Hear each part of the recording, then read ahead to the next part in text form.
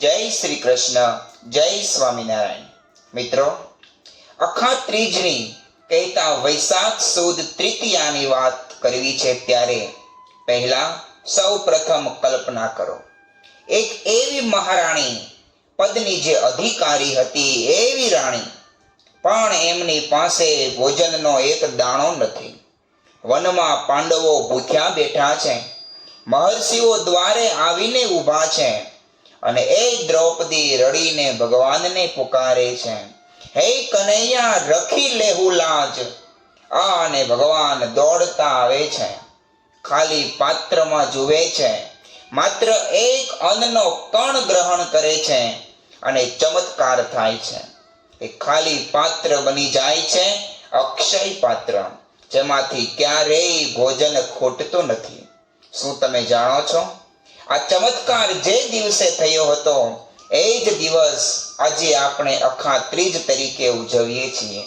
પણ આ અખા ત્રીજનો દિવસ કેવળ સોનું ખરીદવાનો દિવસ નથી. આ દિવસ છે પુણ્ય કમાવાનો, જે ક્યારેય ખૂટતું નથી. તો અખા ત્રીજનો સાચો મહિમા શું છે? કઈ રીતે આ દિવસે કરેલું પુણ્ય અક્ષય બને છે? એ રહસ્ય આજે આપણે સમજવાના છીએ.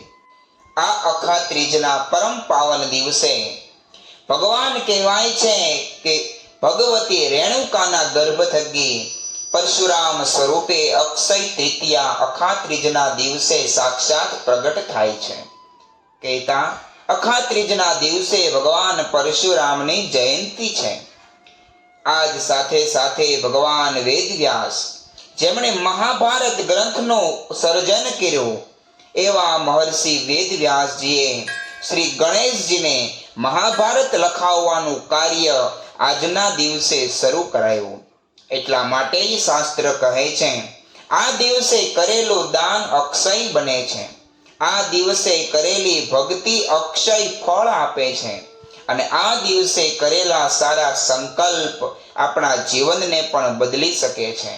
આવું અખા ત્રીજનો મહિમા છે. સાથે સાથે એવી જ પાવન કથા આજ અખા ત્રીજના મહિમાની ભવિષ્ય પુરાણમાં લખવામાં આવી છે. ભગવાન શ્રી કૃષ્ણ યુધિષ્ઠિર રાજાને કહે છે, હે યુધિષ્ઠિર, તમામ વ્રતોના ફળ જાણી શકાય છે, લખી શકાય છે. તમામ વ્રત કરતા અખા ત્રીજનો મહિમા તો અનેરો છે. કારણ કે આ દિવસે સ્નાન, ધ્યાન, દાન, તપ, જપ, સ્વાધ્યાય, પિતૃ તર્પણ આદિ જે શુભ કાર્ય થાય છે એમનું ફળ અક્ષય બને છે. આ તિથિ સતયુગમાં આદિ તિથિ કહેવાતી હતી, એટલે એ યુગાદિ તિથિ કહેવાય છે. આ તિથિ સર્વે પાપોનો નાશ કરનાર, સર્વે સુખને આપનાર છે. હે યુધિષ્ઠિર, તમને એક પુરાતન ઇતિહાસની કથા સંભળાવું છું, ધ્યાન દઈને સાંભળો. પૂર્વે મહોદય નામે એક વણિક વાણિયો હતો. અતિ નિર્મળ હૃદયવાળો હતો. સદાચારી દેવ બ્રાહ્મણને પૂજનારો હતો. એવો વણિક પોતાના પરિવારને સાનુકૂળ ન હતો, છતાં પણ ભગવત પુણ્ય કથા, કીર્તન વગેરે શુભ કાર્ય કરવામાં પ્રીતિવાળો હતો. એક સમયે એણે કથાનું શ્રવણ કરતા કરતા એવું સાંભળ્યું કે વૈશાખ સુદ ત્રીજને દિવસે રોહિણી નક્ષત્ર અને જો બુધવાર હોય તો એ દિવસે તૃતીયા મહાફળને આપનારી છે. એ દિવસે કરેલું દાનનું ફળ અક્ષય થાય છે. એટલે એમણે ગંગામાં સ્નાન કરી પિતૃઓને તર્પણ કરી પૂજન કર્યું. સાથે સાથે અન્ન સહિત જળ ભરેલા માટીના પાત્રો, જેમાં જવ, ઘઉં, સાથવો, દૂધ, દહીં, ચોખા, સાકર, પોતાની શક્તિ પ્રમાણે શુદ્ધ મનથી બ્રાહ્મણોને દાન આપ્યું.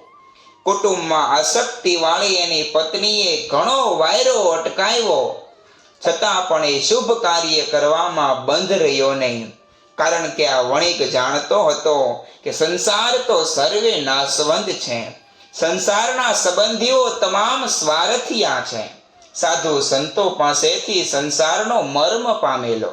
હે સ્વાર્થિયો સંસાર એમાં રહ્યો લથબથી, અંત સમે તો એકલા જાવો કામ રેમથી, હરિ વિના વિના હિતકારી બીજો કોઈ તારું નથી. એવા સંસાર પ્રત્યે નાશવંતપણાની ભાવના હતી. માટે આ વણિક ધર્માચરણ કરવાની સાથે ભગવાનનું ભજન સ્મરણ કરતા કરતા એક દિવસ મૃત્યુ પામ્યો. ભગવાન શ્રી કૃષ્ણ યુધિષ્ઠિર રાયને કહે છે, પછી એ વણિક બીજા જન્મમાં કાશી નગરીમાં ક્ષત્રિય રાજાને ઘેર જન્મને પામ્યો. અપાર સમૃદ્ધિનો અધિપતિ બન્યો. એમણે મોટા મોટા યજ્ઞો કર્યા. પવિત્ર દેવો બ્રાહ્મણોને જમાડી અન્ન વસ્ત્ર પાત્રના વંચિત દાન આપ્યા. ગર્વ રહિત થઈ દાન અંધ અપંગ આદિકને કોઈ પણ યોગ્ય વસ્તુ આપી સંતુષ્ટ કરતો, પોતે પણ યથાયોગ્ય ભોગો ભોગવતો. છતાં પણ તેમનું ધન કાયમ અક્ષય રહેતું હતું, કારણ કે તેમણે આગલા જન્મમાં અતિ શ્રદ્ધાપૂર્વક દાન તર્પણ ભગવાનનું પૂજન કર્યું હતું. માટે અક્ષય તૃતીયા અખાત્રીજના દિવસે પ્રાતઃકાળમાં સ્નાન કરી દેવોનું પૂજન, પિતૃઓનું તર્પણ અને ભગવાનનું પૂજન વગેરે શુભ કાર્યો કરવા એ દિવસે દેવોની પૂજા અનેક દ્રવ્યોથી કરવી. બ્રાહ્મણને દાન આપવું, પોતે પણ એક વખત જવ જમવા. આ દિવસે સુવર્ણ, જવ, ઘઉં, ચણા, દહીં, ચોખાના દાનનો મહિમા છે. ગ્રીષ્મ ઋતુમાં ઉત્પન્ન થયેલા ધાન દાનમાં આપવાનો વિશેષ મહિમા છે. આવી રીતે વૈશાખ સુદ તૃતીયાને દિવસે રોહિણી નક્ષત્રમાં ભગવાનનું પૂજન કરી જળથી ભરેલા કુંભનું દાન કરવાથી મનુષ્ય દેહને અંતે ભગવાનના ધામને પામે છે. એમાં કોઈ શંકાને સ્થાન નથી. આ પ્રમાણે યુધિષ્ઠિર મહારાજને ભગવાન શ્રી કૃષ્ણ એ અખાત્રીજનો મહિમા કહે છે. એવી પરમ પાવની અખાત્રીજ, અક્ષય ફળને આપનારી અખાત્રીજ, એ દિવસે આપણે ભગવાનને પ્રાર્થના કરીએ. આ અખાત્રીજના દિવસે સંકલ્પ કરીએ, હું નિયમિત ભક્તિ કરીશ, મારા જીવનમાં સેવાને પ્રાધાન્ય આપીશ, હું 10મો 20મો ભાગ કાઢી ભગવાનને દાન આપીશ અને જીવનને ભગવાનમય બનાવીશ.